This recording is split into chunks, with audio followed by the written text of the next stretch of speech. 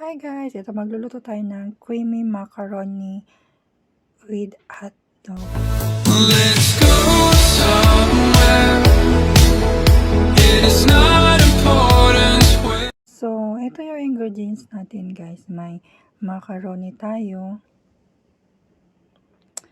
Ayan. So, may sibuyas, bawang. Chinap ko na yan guys. At syempre may slice hotdog po tayo. And itong mushroom creamy. So, nagpakulo ako ng tubig guys, and then yan, nilagay ko ng ating macaroni, and then ayan, naluto ng ating macaroni. So, tinapon ko na yan guys, yung mainit na tubig, and then nilagyan ko siya ng cold water. So, ayan, nilagyan ko na rin ng mantika ang ating kawali at yung sibuyas natin, bawang at yung hotdog natin.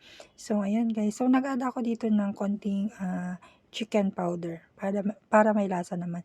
So, ayan, nilagay ko na rin po ang ating creamy mushroom. So, ayan. So, ayan nga guys, ilalagay na natin ang ating macaroni. So, ayan, halo-haloin lang natin. So, itry nyo to guys, masarap. Batcham lang naman to. Ito yung best recipe, easy recipe guys. So, ayan guys, ready na ang aking lunch. Maraming salamat sa inyong panonood. God bless. Please share po ang ating simpleng video. Thank you. God bless.